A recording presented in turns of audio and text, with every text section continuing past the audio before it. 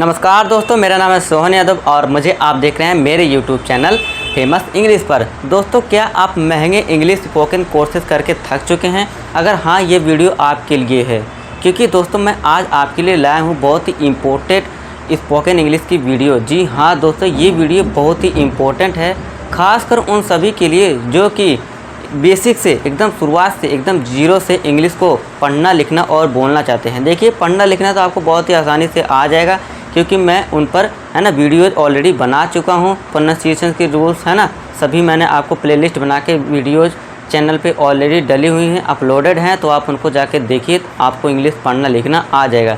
फ़िलहाल आज का हमारा जो इशू है, जो मेन मुद्दा है, टॉपिक है इस वीडियो का, वो ये है कि आपको इंग्लिश पढ़ना लिखना आ चुका है, अब बारी है बोलने की, कि हम इंग्लिश को बोलने की शुरुआत कैसे करें, कि हमें ऐसे इंग्लिश के वर्ड पता होने चाहिए जिनसे हम इंग्लिश को बोल सकें, यानी कि स्टार्टिंग दे सकें।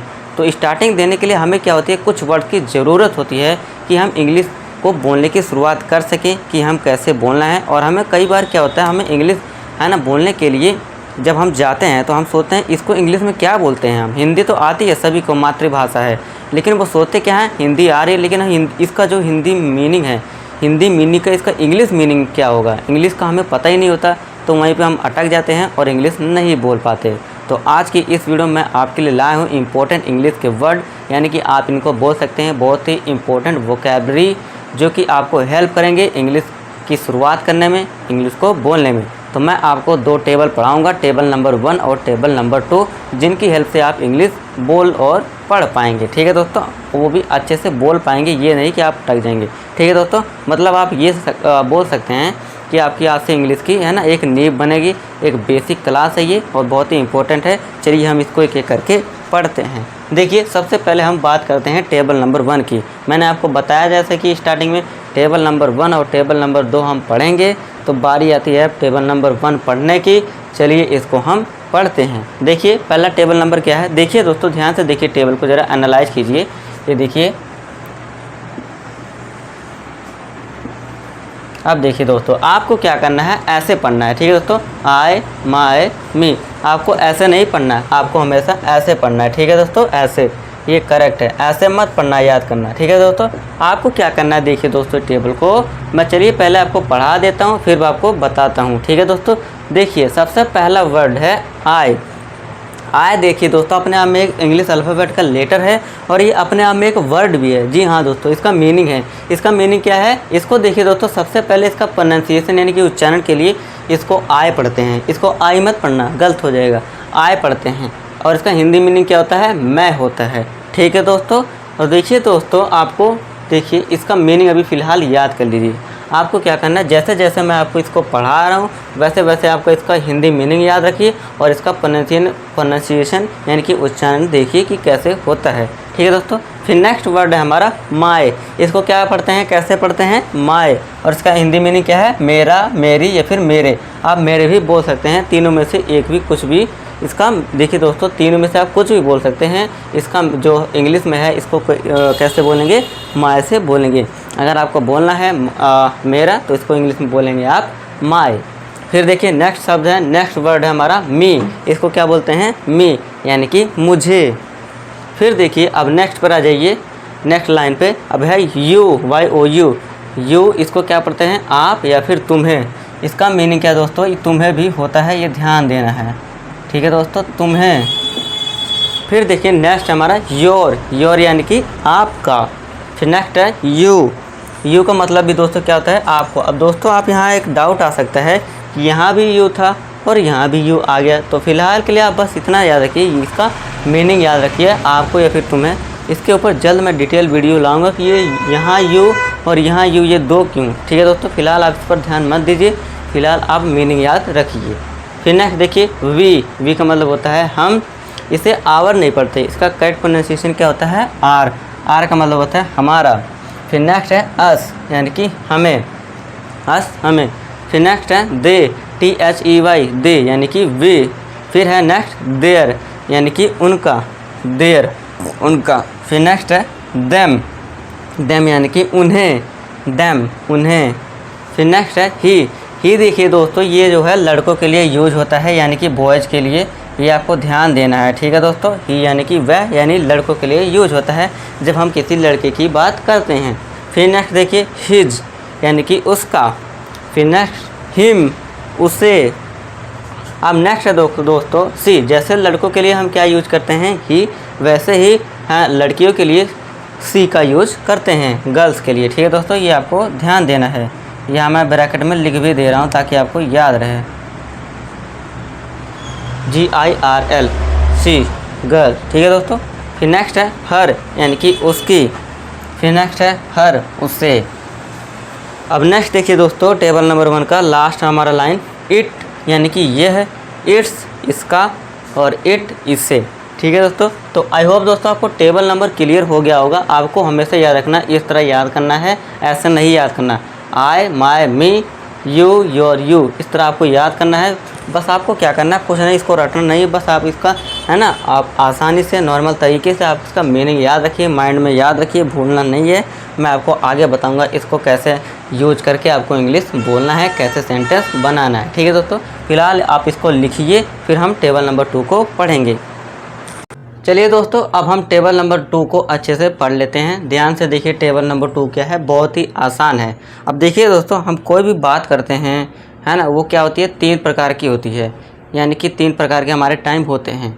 एक तो हो गया जो हमारा अभी चल रहा है, एक जो बीत चुका है, एक आने वाला समय, यानी कि हम टेंस की बात कर रहे हैं। 3 टाइप के मेन टेंस यानी कि टाइम होते हैं। टेंस यानी कि टाइम यानी कि समय, प्रेजेंट, पास्ट, फ्यूचर।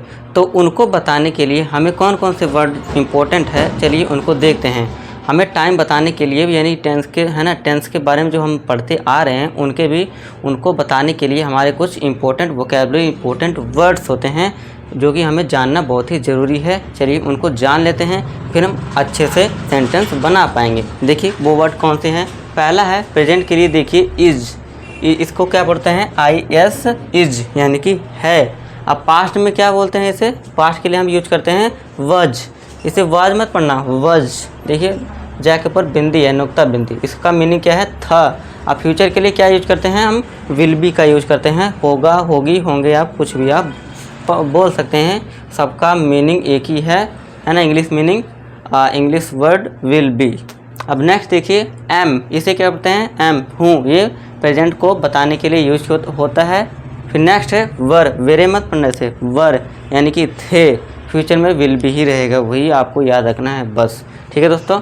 अभी देखिए नेक्स्ट फिर है आर, इसे आरे मत पढ़ना, आर यानी कि हो, ठीक है दोस्तों, इतना तो समझ लिए। अब देखिए ये जो वर्ड आप देख रहे हैं, ये has, have, had, will have, ये दोस्तों किस लिए यूज होते हैं, चलिए इसको थोड़ा सा बता देता हूँ मैं, ये इंपॉर्टेंट है ये भी। देखिए ये यूज होता है जब भी हमें कुछ बताना हो कि हमारे पास कोई चीज़ है ना। मान लीजिए आप बोलते हैं मेरे पास कार है, तो आप कैसे बोलेंगे, आई हैव अ कार, है ना। तो उनको है ना बताने के लिए, सेंटेंस बनाने के लिए, बताने के लिए हम क्या यूज़ करते हैं, इन वर्ड्स का यूज़ करते हैं, ठीक है दोस्तों। चलिए मीनिंग देखिए, फिर मैं आपको बताता हूँ। आप देखिए इसको पहला वर्ड है हैज़, इसको पढ़ते हैं हम हैज़ यानी कि पास है। हैव पास है, इसका मीनिंग भी पास है, ठीक है दोस्तों। अब देखिए प्रेजेंट के लिए तो हैज और हैव आ गए। अब पास्ट के लिए क्या आ गया हमारा, हैड यानी कि पास था, हम पास्ट के लिए यूज करते हैं हैड का। अब फ्यूचर के लिए क्या यूज करते हैं हम, विल हैव यानी कि पास होगा, मेरे पास फ्यूचर में कार होगी, तो आप क्या बोलेंगे, आई विल हैव कार, मेरे पास कार होगी, ठीक है दोस्तों। तो ये फ्यूचर के लिए हम यूज करते हैं विल हैव का, ठीक है दोस्तों। तो ये था दोस्तों हमारा टेबल नंबर 1 और टेबल नंबर 2। चलिए अब मैं बताता हूँ आपको इसको सेंटेंस कैसे बनाना है, कैसे इंग्लिश बोलनी है। मान लीजिए अब आप बोलते हैं, है ना, मान लीजिए आप अपना नाम कुछ भी लेकर बोलते हैं। अभी मैं अपना नाम लेकर बोलता हूँ, मान लीजिए मैं कहता हूँ मैं सोहन हूँ, तो आप इसको कैसे बनाएंगे, देखिए चलिए मैं आपको बताता हूँ सेंटेंस कैसे बनाना है टेबल नंबर 1 और टेबल नंबर 2 से। देखिए चलिए मैं सोहन हूँ, इसको हिंदी में लिख लेता हूँ, मैं सोहन हूँ। अब देखिए अभी हमने टेबल नंबर 1 में क्या सीखा था, सबसे पहला आई सीखा था, और उसमें मीनिंग क्या थी आई की, मैं, है ना। आई की मीनिंग क्या थी दोस्तों, मैं। तो मैं के लिए इसको इंग्लिश में क्या लिखते हैं हमने सीखा है, जी हाँ अच्छे से, आई। और आई के साथ क्या लगता है दोस्तों, एम लगता है, और हमने सीखा भी था एम यानी कि हूँ। अब देखिए यहाँ से हूँ का मीनिंग मैंने लिख लिया, आई के साथ एम लगता भी है, तो आपको एम लगाना है, आई एम। तो यहाँ से देखिए एक अर्थ एक मीनिंग निकल आया अब, है ना। मैं के लिए देखिए क्या हमने इंग्लिश लिखा आई, और हूँ के लिए क्या लिखा एम।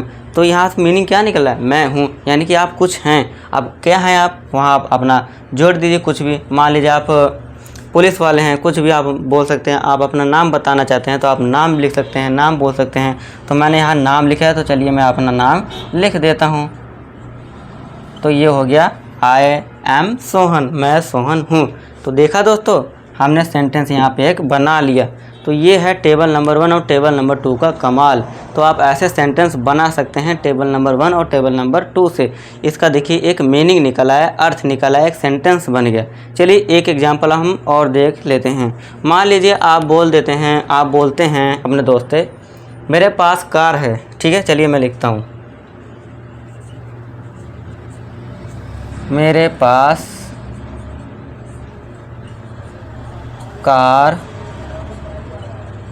है, ठीक है दोस्तों। अब अभी मैंने बताया था आपको, आई का जो मीनिंग होता है मैं होता है ना। आप मेरे भी, इसके लिए आप मेरे के लिए भी आई लिख सकते हैं, इसका मीनिंग भी सेम है, ठीक है दोस्तों। अब देखिए मैंने लिख दिया आई, ठीक है दोस्तों। मेरे पास कार है। अभी मैंने आपको बताया था जब भी आपको कोई चीज़ बतानी हो कि मेरे पास है, तो क्या आप यूज करेंगे। और देखिए यहाँ है तो यानी कि प्रेजेंट का है ना, प्रेजेंट, अभी वर्तमान में आपके पास कोई चीज़ है। वो चीज़ क्या है, कार आपके पास अभी है। ये नहीं कि था या फ्यूचर में होगा, आपके पास अभी है। तो अभी मैंने आपको क्या बताया था, प्रेजेंट के लिए क्या यूज करेंगे, हैज़ और हैव का। लेकिन यहाँ दिक्कत क्या है, हम हैज़ यूज करें या फिर हैव, कन्फ्यूजन हो सकता है आपको।